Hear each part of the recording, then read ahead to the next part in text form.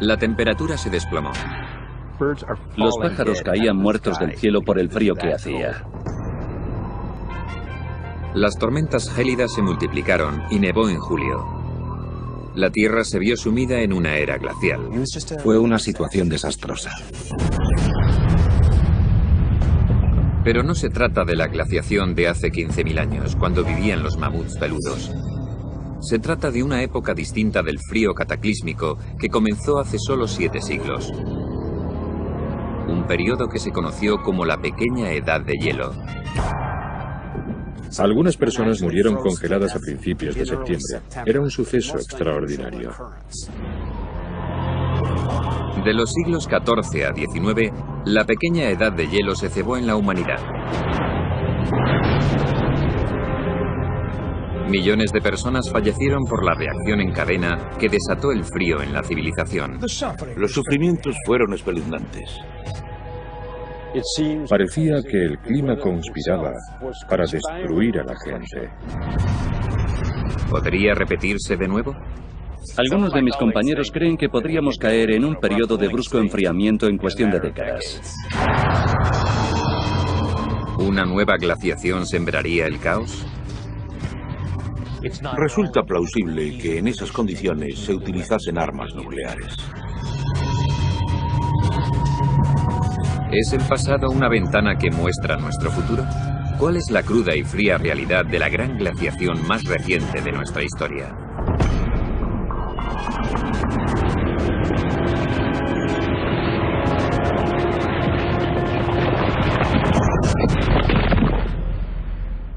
La Pequeña Edad de Hielo.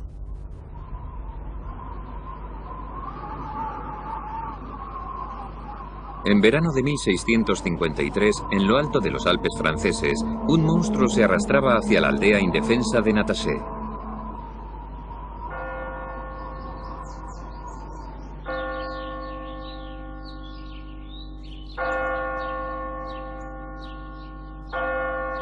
Los aldeanos creyeron que era producto de las fuerzas del mal y que solo Dios podía salvarles.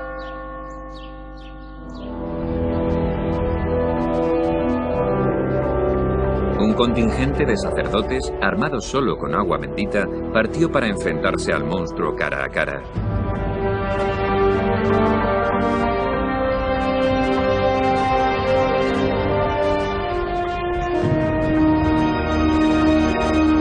Al final, los curas tuvieron que detenerse. Ante ellos se alzaba el objeto del terror de los aldeanos: un titánico río de hielo.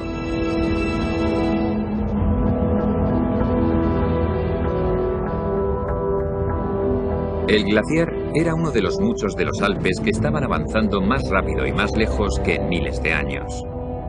Los campesinos alpinos estaban rodeados por una masa de hielo que se estaba tragando sus aldeas y tierras de labor. Creían que solo existía una explicación: los glaciares estaban poseídos por el demonio.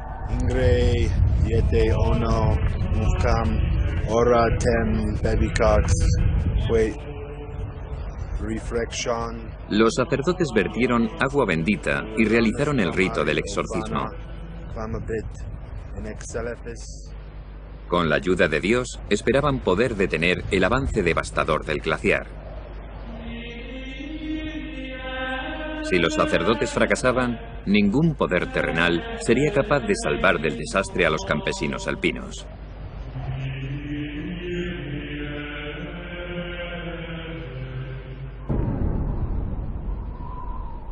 Aquel gélido día, nadie tenía ni la más remota idea de que los glaciares que les amenazaban no eran más que una pieza del rompecabezas climático que se mantuvo entre los siglos XIV y XIX. Fue una época que ahora se conoce como la Pequeña Edad de Hielo. Sus efectos fueron mucho menos pronunciados que los de la última gran edad de hielo que había concluido unos 10.000 años antes, cuando el 30% del planeta estaba cubierto de hielo. Aún así, su impacto en muchas partes del mundo fue devastador. El refrescamiento de la pequeña edad de hielo supuso una bajada de unos 2 o 3 grados por debajo de la temperatura media de la actualidad. Puede que no parezca mucho, pero si lo viviéramos en la edad moderna, tendría un grave impacto en nuestras vidas. Sin embargo, fue más un periodo de volatilidad climática extrema que de frío constante. La pequeña edad de hielo fue una época de cambios climáticos muy volátiles, mezclados sin ningún tipo de lógica o ciclo. No se podían predecir. Fueron cambios modestos comparados con las cosas que se observan en los registros geológicos. Pero gracias a los relatos históricos, sabemos que bastaron para afectar a la sociedad. La pequeña edad de hielo cambió el mundo de forma que ahora nos parecería una fantasía. En esa época, la bahía de Nueva York se congelaba durante 5 semanas y la gente podía caminar desde Manhattan a Staten Island. Los esquimales podían viajar al sur en kayak hasta llegar a Escocia. Y un verano en Inglaterra cayeron 60 centímetros de nieve en junio y julio. Fue un año tan frío que se recordó en Estados Unidos y Europa como el año sin verano. El clima más frío sembró el caos en la humanidad y alteró el curso de la historia. Desde la gélida tormenta de verano que diezmó la Armada Invencible hasta el hambre que empujó a las muchedumbres de Francia a París para exigir pan a un precio razonable y acabó provocando la Revolución Francesa.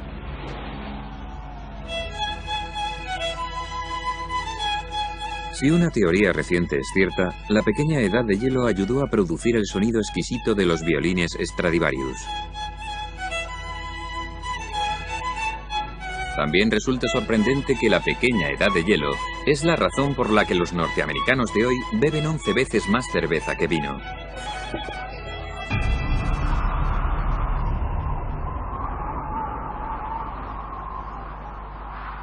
Las fuerzas naturales que causaron la pequeña edad de hielo son un misterio. Los climatólogos están decididos a desentrañarlas porque creen que no se trató de un acontecimiento aislado, sino que forma parte de un ciclo recurrente. La pequeña edad de hielo puede ser un gélido antecedente de nuestro futuro. La razón por la que es importante estudiar la pequeña edad de hielo es porque nos da una idea de cómo son posibles las grandes fluctuaciones climáticas, en otras palabras, de lo que la naturaleza nos tiene reservado. Si nos hacemos una idea de cómo fueron las grandes variaciones climáticas del pasado, nos haremos una idea de lo que será posible en el futuro. A pesar de todo nuestro poderío tecnológico, no podemos controlar el clima. Y la pequeña edad de hielo nos ofrece una perspectiva fascinante del mito de que el clima no cambia. Sí que cambia, y es un peligro para nosotros ignorar esos cambios.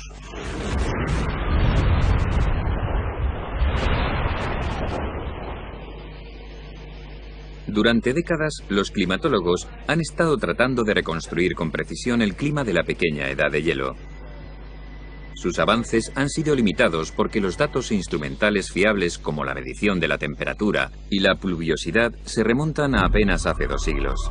Pero a través del tiempo, la propia Tierra ha conservado pistas valiosas sobre la historia climática. Es un registro natural que ahora está proporcionando a los científicos una información revolucionaria. Uno de los archivos más ricos se encuentra a varios kilómetros bajo la superficie de los océanos mundiales. Los científicos han obtenido miles de muestras de las capas de sedimento del lecho marino. Cada 5 o 10 centímetros representan 1000 años de acumulación. Empotrados en las muestras hay restos fosilizados de criaturas microscópicas que han ayudado a los científicos a determinar las temperaturas globales durante la pequeña edad de hielo. Sabemos que en el océano existen unas 26 especies de esos organismos. Una sola muestra puede contener esas 26 especies, pero la cantidad que aparece de cada especie es distinta. Sabemos que unas prefieren vivir en zonas frías y otras en zonas cálidas. Podemos decir que a unas les gusta el frío y a otras el calor. Y resulta que el ratio entre amantes del frío y amantes del calor está directamente relacionado con la temperatura. Así que solo tenemos que calcular el porcentaje relativo entre amantes del calor y amantes del frío para obtener una temperatura. Las muestras de sedimento han sido un valioso recurso para ayudar a los científicos a determinar que durante la pequeña edad de hielo, la temperatura media era entre 2 y 3 grados más baja que en la actualidad. Aparentemente, el cambio apenas afectó a la Tierra. Pero los climatólogos han descubierto que las poblaciones humanas son vulnerables incluso a los menores descensos de temperatura.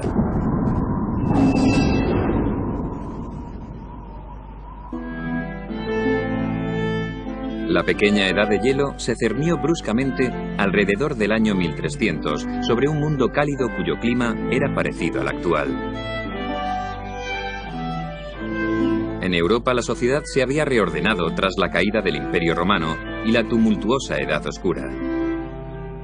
Era la época del feudalismo, cuando la mayor parte de la gente sobrevivía comiendo lo que sacaba de la tierra propiedad de la nobleza medieval. Fue la época que presenció el surgimiento de los centros urbanos, el crecimiento del comercio y el fortalecimiento de la institución más poderosa de la sociedad, la Iglesia Católica. Durante unos 400 años, entre los años 900 y 1300, el mundo había gozado de un clima entre 4 y 7 grados más cálido que el de la fría y lóbrega Edad Oscura. Los científicos llaman a esa época el periodo medieval cálido. También lo denominan pequeño óptimo climático, porque coincidió con uno de los mayores incrementos de prosperidad de la civilización. A lo largo del periodo medieval cálido existía la sensación de que las cosas estaban mejorando. La sociedad experimentó una sensación de crecimiento, creatividad y vitalidad. En esa época la gente dependía mucho de la agricultura. Si las cosechas fracasaban, la gente se moría de hambre. Durante el período medieval cálido, las cosechas fueron más fiables y la producción de alimentos se elevó. Los pantanos se secaron, los mosquitos desaparecieron y la malaria se redujo notablemente. Las enfermedades en general se redujeron y la población se multiplicó. Durante el periodo medieval cálido, los campesinos de Europa pasaron de 40 a 60 millones. La población también aumentó en Rusia, China y Norteamérica, y la agricultura se expandió hacia el norte, a regiones que antes eran demasiado frías para el cultivo. Los grandes viticultores de Europa, los franceses, competían con los prósperos viñedos de la repentinamente cálida Gran Bretaña, a unos 500 kilómetros más al norte de los viñedos más septentrionales. Parece ser que el vino que producían era tan bueno que se exportaba a Francia. Y existen documentos en los que los señores franceses se quejan de los vinos ingleses que compiten contra los suyos e intentaron promulgar leyes contra ellos. Cuando el clima cálido se extendió por Europa, su creativa y optimista población se vio dominada por una fiebre constructora sin paralelo. Fueron las generaciones que erigieron la abadía de Westminster, la torre inclinada de Pisa y las magníficas catedrales góticas que continúan impresionándonos. Creo que está claro que ese nuevo estilo de arquitectura que eleva la mirada hacia el cielo cuando caminas por dentro de él está relacionado con el mayor optimismo sobre la humanidad y sobre el potencial humano. Y con una sensación de optimismo mucho mayor sobre la relación entre el hombre y Dios. Sin embargo, en el siglo XIII, la prosperidad y el optimismo se definían de forma distinta que ahora. Incluso en épocas de clima maravilloso y prosperidad, el campesino medieval, el granjero medieval, vivía al borde de la miseria. La esperanza de vida rondaba los 35 o 36 años. La mortalidad infantil era elevadísima. Seguramente 1 de cada 2 niños moría antes de cumplir 1 año. Así que se trataba de un mundo muy duro, y cualquier cambio climático podía ser catastrófico. A pesar de su baja calidad de vida, los europeos afrontaban el futuro con una gran esperanza. Y en la víspera de la pequeña edad de hielo, asumían lo mismo que muchos de nosotros ahora. Que el clima que habían conocido durante siglos no cambiaría nunca. Pero pronto descubrieron por las malas que no podían competir con un simple descenso de unos grados de la temperatura.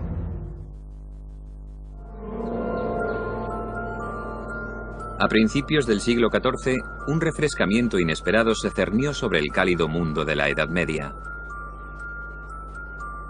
Con una velocidad brutal, en el curso de tan solo una década, la temperatura global media se redujo unos 4 grados por debajo de la actual.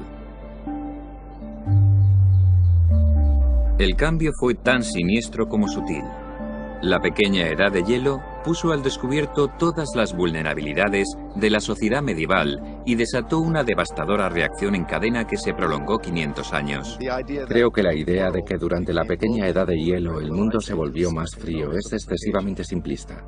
En el norte de Europa, por ejemplo, hacía mucho frío, pero el mundo entero no se sumió en un frío gélido.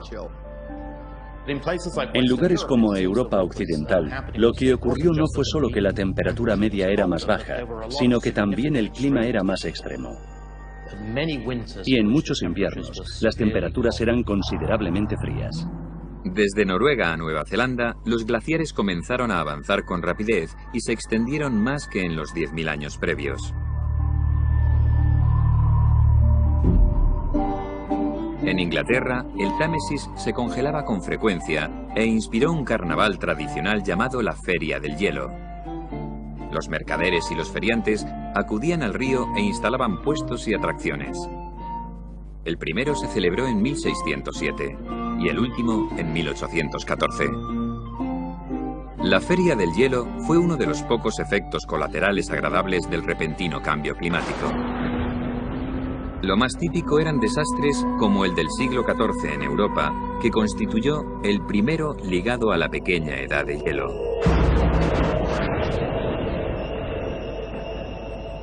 En 1315, el clima cambió drásticamente a peor desde los montes Urales, en el corazón de lo que hoy es la Rusia europea, hasta Irlanda. Cuando se plantaron las cosechas, empezó a llover. Y continuó lloviendo y lloviendo sin cesar. Y muchas de las cosechas plantadas en tierras marginales se las llevó el agua por la simple erosión del suelo. Las lluvias torrenciales persistieron durante 5 largos años.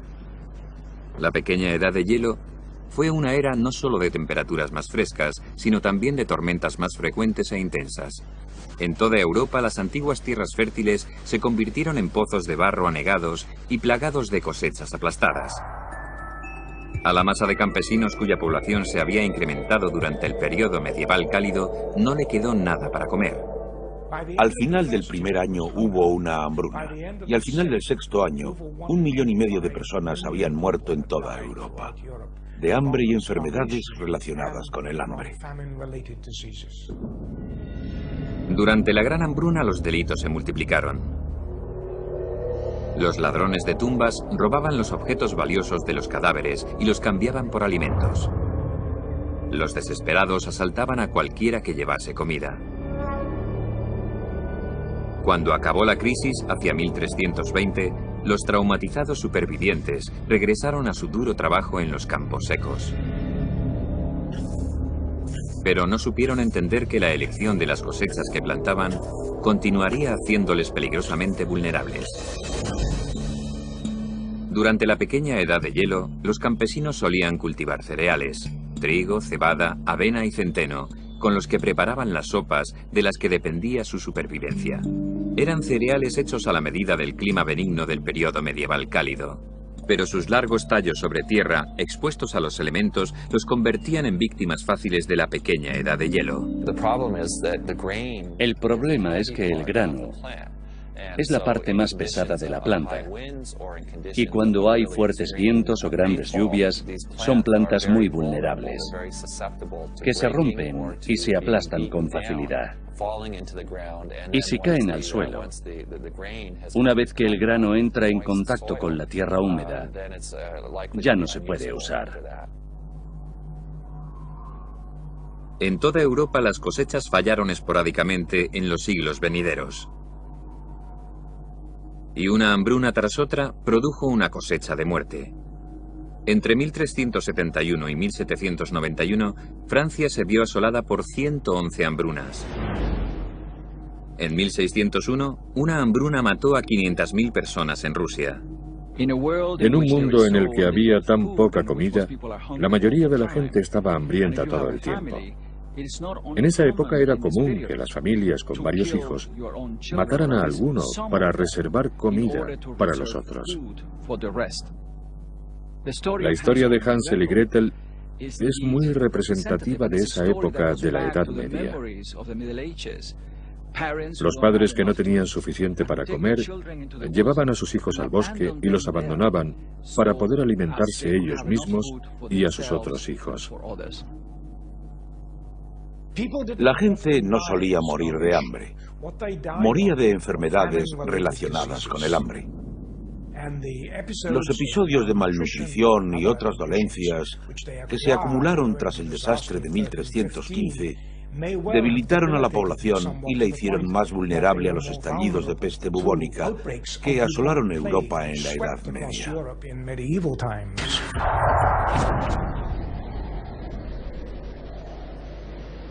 La peste bubónica llegó a Europa en 1347 en un barco mercante procedente de Asia. Y durante la pequeña edad de hielo, la que se llamaría Muerte Negra encontró el caldo de cultivo ideal. La peste bubónica empeoró mucho durante la pequeña edad de hielo, porque la gente ya estaba debilitada por la falta de comida.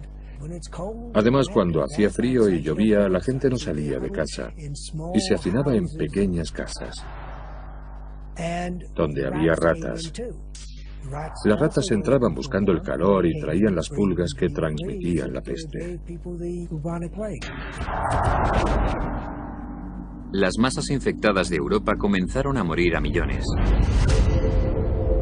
El aire se enturbió con la fetidez de los cadáveres en descomposición. Las campanas de las iglesias doblaban noche y día por los muertos. Los penitentes que creían que la plaga era la ira de Dios vagaban de una ciudad a otra flagelándose. Esas tristes procesiones contribuyeron a propagar más la peste. Cuando terminó la plaga en 1351, habían muerto 25 millones de personas, un tercio de la población. Los que sobrevivieron continuaron sufriendo persistentes hambrunas y enfermedades, muchas de las cuales se incubaron a causa de la pequeña edad de hielo. En muchos puntos de Europa, la desesperación llegó al límite. Hubo quien creyó que la climatología errática era la obra maligna de sus vecinos, a los que acusaron de brujería. Las estadísticas son espeluznantes. En 1563, la ciudad de Weissenberg quemó a 63 mujeres por brujas. En el cantón de Berna, más de 1000 personas murieron por brujas. Era histeria colectiva.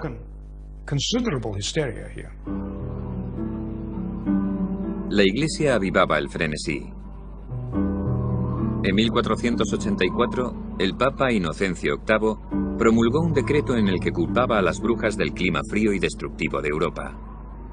En los siglos XIV y XVII, el mal clima y las cazas de brujas fueron de la mano.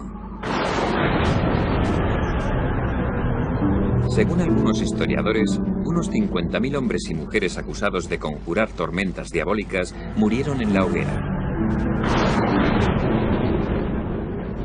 La pequeña edad de hielo sembró la muerte y el caos en toda Europa.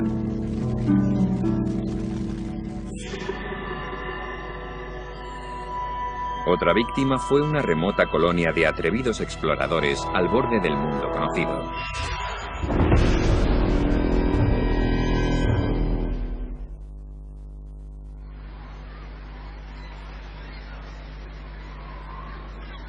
Cuando la pequeña edad de hielo asoló Europa en el siglo XIV, también puso contra las cuerdas a una colonia aislada en el límite de la frontera ártica. Una de las ironías más amargas de la historia es que el pueblo más vulnerable de esa época fue uno que presumía de fuerza y valentía. Desde el siglo X, 4.000 colonos vikingos se habían labrado una vida próspera en las abruptas costas de Groenlandia.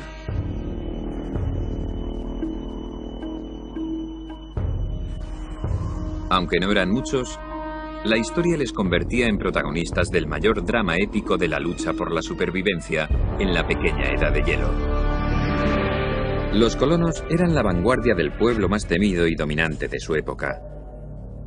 Los violentos vikingos habían aterrorizado a media Europa y habían navegado por el Atlántico hasta Norteamérica.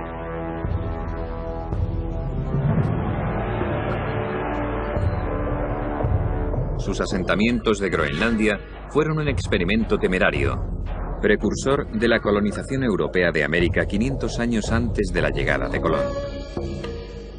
Pero la pequeña Edad de Hielo puso un gélido fin a su experimento.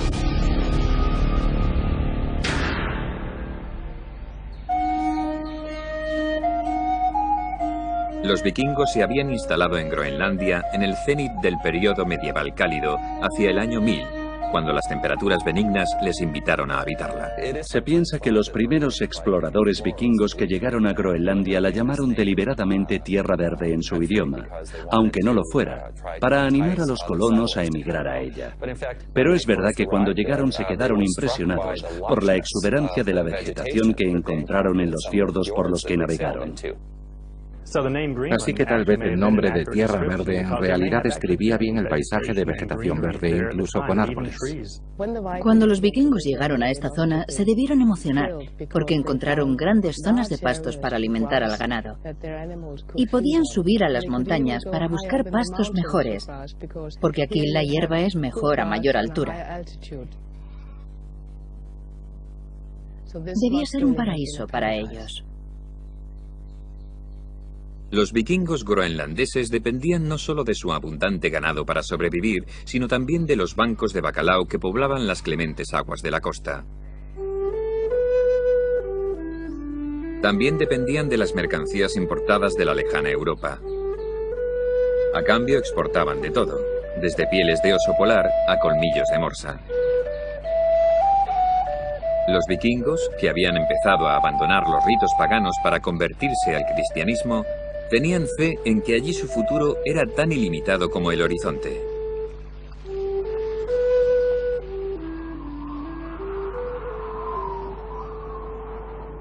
Cuando llegó la pequeña Edad de Hielo, los poderosos vikingos se enfrentaron a un formidable enemigo sin rostro, contra el que no tenían defensa.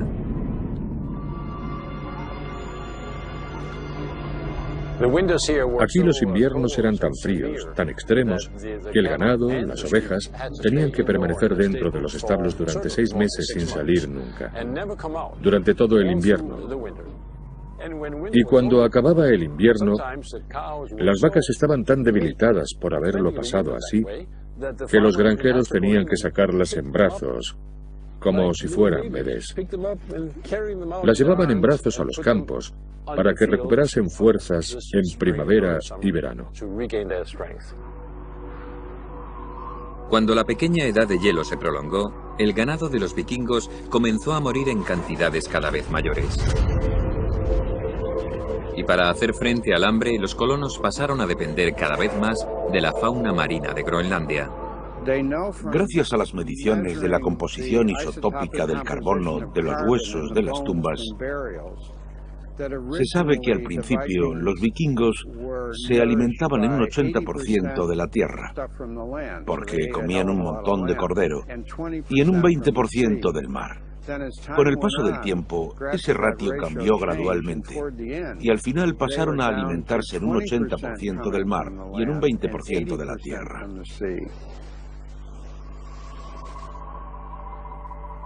El destino de los vikingos se empeoró cuando las aguas que constituían su única fuente de comida comenzaron a congelarse.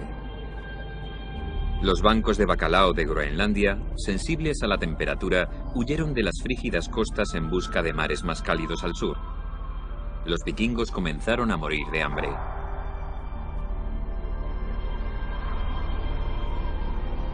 El mar de hielo finalmente terminó aislándoles de sus parientes europeos, de cuyos suministros dependían para sobrevivir. Pasaban largas temporadas sin comunicación por barco. A veces generaciones. Parecía que el clima conspiraba para destruirles. Había otro factor conspirando además del clima. los propios vikingos. Habían aprendido una lección para sobrevivir a la pequeña edad de hielo, pero prefirieron ignorarla durante más de un siglo. Desde el principio habían compartido Groenlandia con el pueblo nativo de los Inuit, que a lo largo de los siglos se habían adaptado magníficamente al entorno helado. A diferencia de los vikingos, los Inuit sabían pescar durante los meses más fríos del invierno. El secreto de su éxito estaba en sus arpones de marfil, que eran de alta tecnología comparados con las vastas lanzas de los vikingos. Conocían la cultura inuit y sabían que los inuit sobrevivían bien a los inviernos.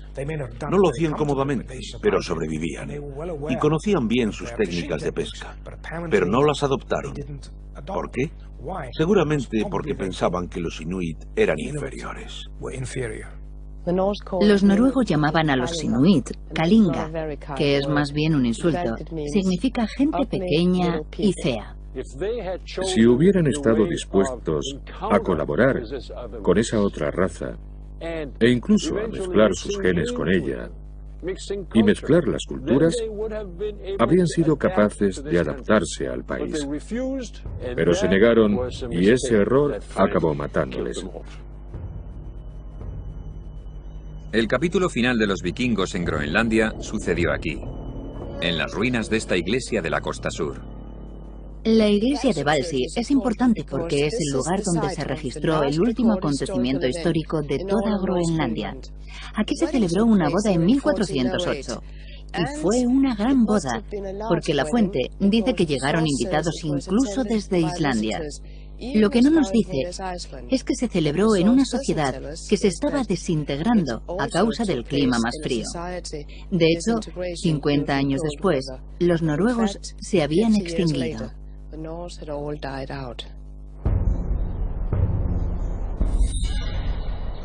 La pequeña edad de hielo acabó con una raza temible famosa por su dureza y por su espíritu invencible.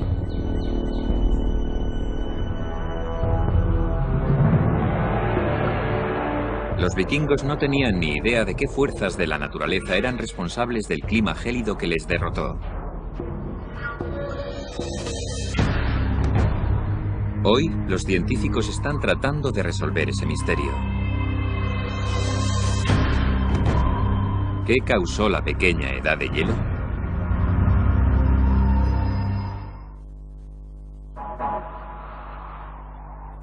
Hoy, 700 años después del comienzo de la pequeña edad de hielo, los climatólogos siguen debatiendo qué procesos naturales la desencadenaron. ¿Qué provocó el brusco cambio climático que acabó con los vikingos? ¿Y qué destruyó a millones de personas del mundo medieval? No existe un consenso claro, aunque no por falta de teorías. Creo que la causa básica de la pequeña edad de hielo fue que en esa época recibimos menos radiación del Sol. El problema es que la reducción de la radiación del Sol fue muy pequeña y todavía no comprendemos cómo una reducción tan pequeña de la radiación solar pudo causar semejantes cambios climáticos. Durante la pequeña edad de hielo, el calor del Sol se redujo tal vez en un 0,5%, una cantidad muy pequeña.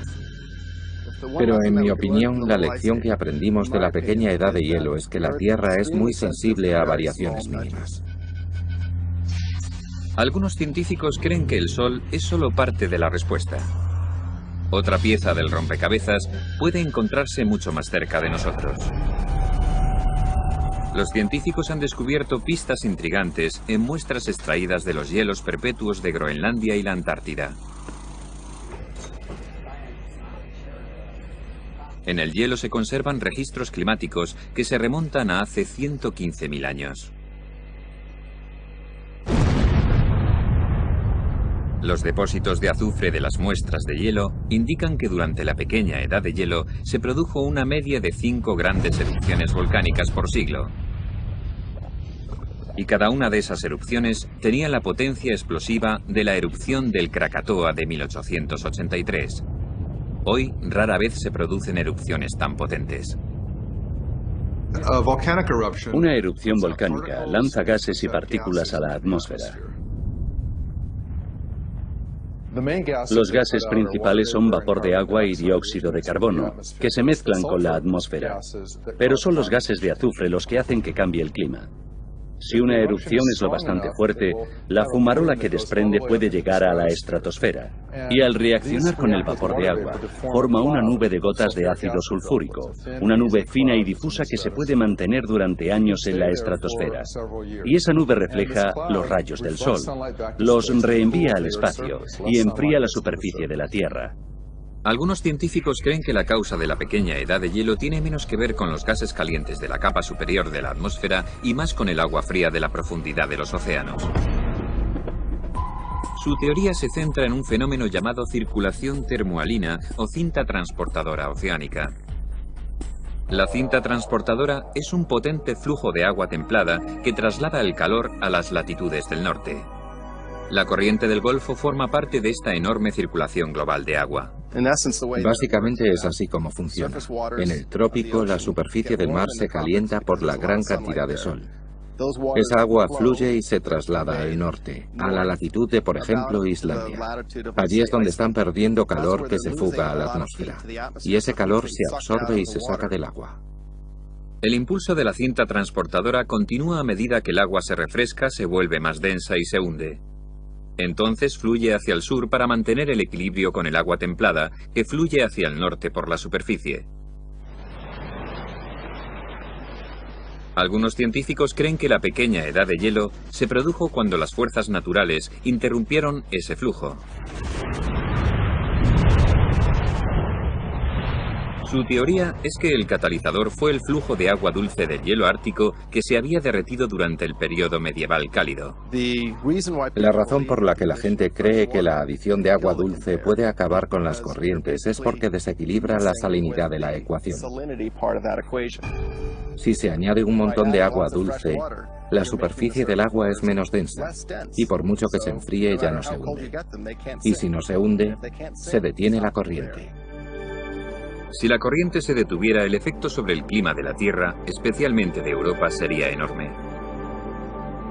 El calor ya no se transportaría a la atmósfera del Atlántico Norte y los vientos dominantes del este soplarían aire frío del mar sobre el continente en lugar de aire cálido.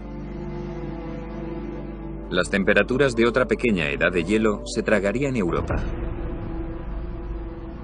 Los científicos no saben con certeza qué fuerzas naturales desencadenaron la pequeña edad de hielo, pero creen que saben lo que causó las 7 décadas más frías de los 500 años de la pequeña edad de hielo. Entre 1645 y 1715, a mediados de la pequeña edad de hielo, las temperaturas invernales del hemisferio norte bajaron 1,6 grados más. Los climatólogos apuntan como causa al Sol, que creen que se debilitó por un fenómeno conocido hoy día como el mínimo de Maunder. El mínimo se refiere al mínimo de manchas solares de la superficie del Sol. Cuando hay menos manchas solares en la superficie del Sol, el Sol emite menos radiaciones y por tanto la Tierra recibe menos radiaciones. Y si se reciben menos radiaciones, se produce un enfriamiento global. El enfriamiento de los 70 causado por el mínimo de Maunder dio paso a la época que presenció el avance rápido de los glaciares de los Alpes y los esfuerzos desesperados de los habitantes de Natasé para contrarrestarlos. Para el campesino de los Alpes, que se encontraba con un glaciar, era como enfrentarse a 10 excavadoras avanzando contra ti en fila, decididas a derribar tu casa.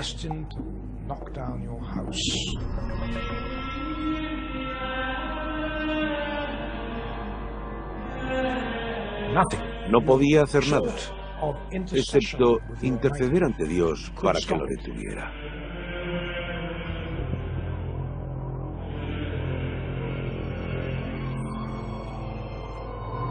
Según los archivos locales, varios de los glaciares que avanzaban se retiraron tras los ritos del exorcismo del clero.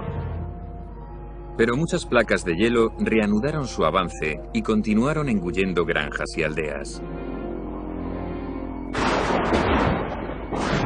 En el siglo XVII, los europeos no tenían forma de saber que la pequeña edad de hielo duraría 2 siglos más y que nuevos y terroríficos desastres aguardaban a la civilización.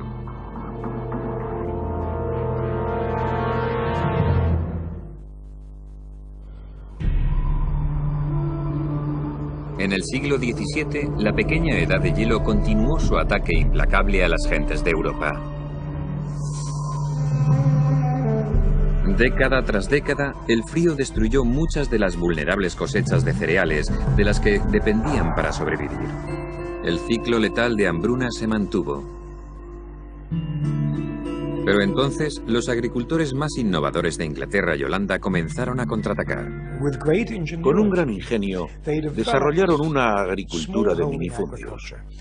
Plantaron cosechas de nabos y tréboles que vendían a los criadores de ganado. El resultado fue el nacimiento de la agricultura relativamente moderna.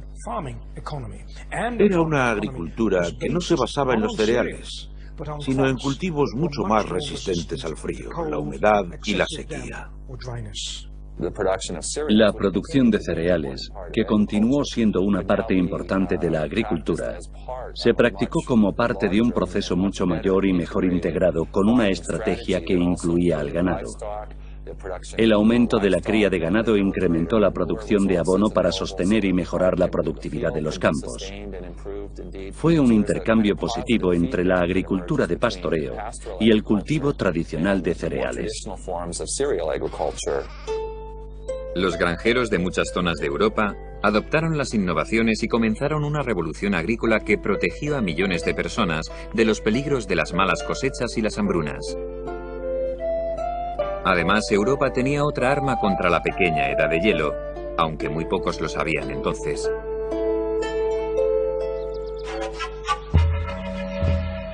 Un siglo antes, en el siglo XVI, los exploradores españoles habían traído una raíz invisible de los Andes peruanos: la patata.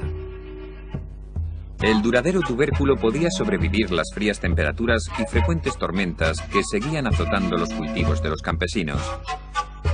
Pero durante generaciones no se supo aprovechar su potencial. Por raro que parezca, los europeos se negaron a comer patatas por muchas razones. Una, porque estaban anclados en la cultura del cereal. Es decir, estaban muy ligados al pan.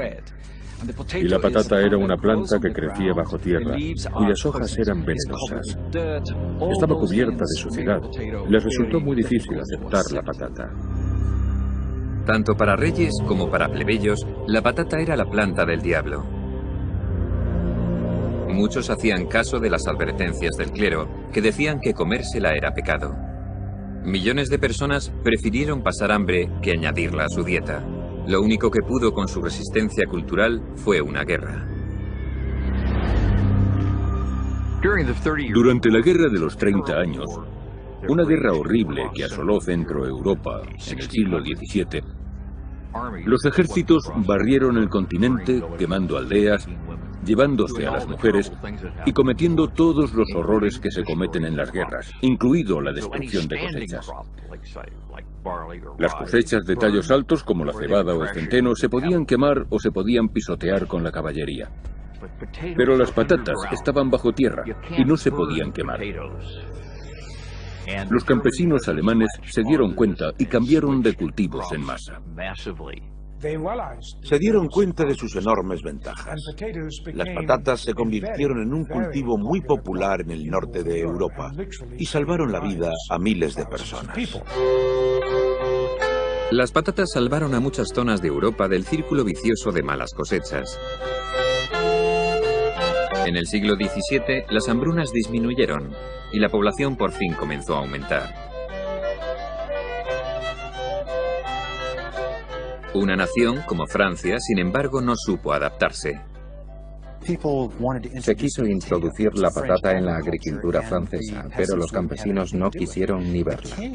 El rey quiso promocionar la patata y corrió la voz de que la tomaba para cenar.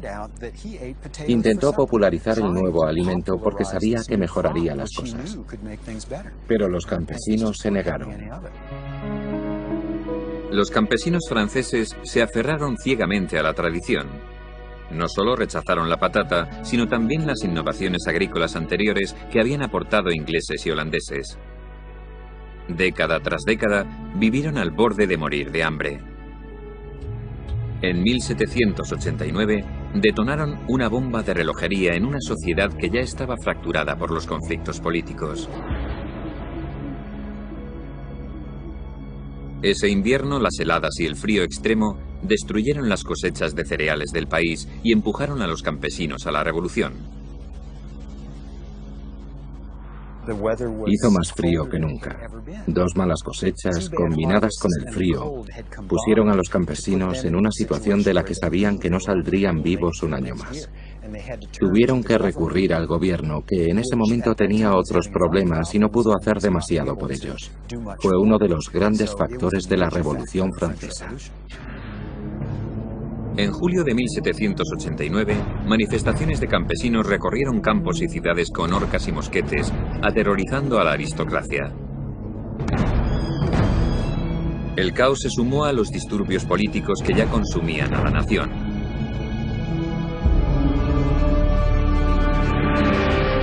Tres semanas después, la Asamblea Nacional Francesa proclamó la Declaración de los Derechos del Hombre y del Ciudadano y puso a Francia rumbo a la democracia.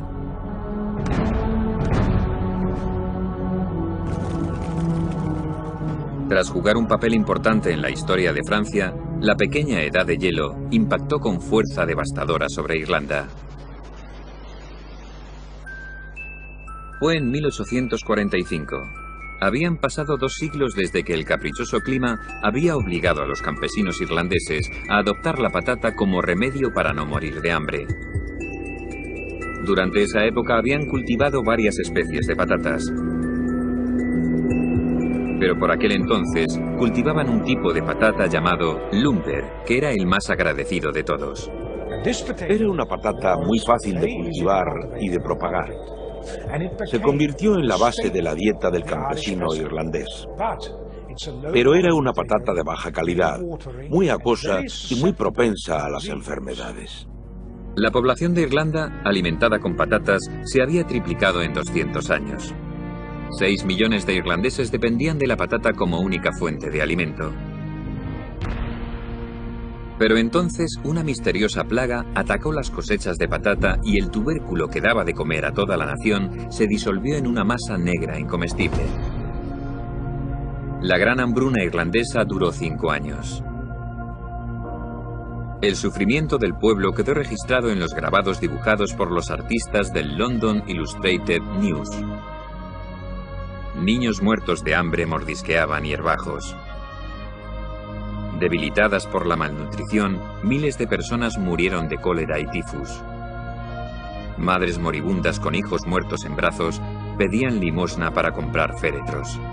El sufrimiento fue espeluznante. Hay historias de cadáveres tirados en la calle sin enterrar, en las aldeas, devorados por las ratas. La gente se encontraba personas dentro de las casas, tumbadas en la cama, demasiado débiles para moverse, porque se estaban muriendo de hambre o de disentería.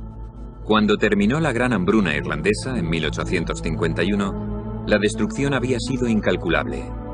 Se estima, y es un cálculo conservador, que 1,5 millones de campesinos irlandeses murieron en la gran hambruna. Se conoció como la Gran Muerte. Pero no todas las consecuencias de la pequeña edad de hielo fueron catastróficas. Si una teoría reciente es cierta, puede que ayudase a fabricar uno de los instrumentos musicales más exquisitos.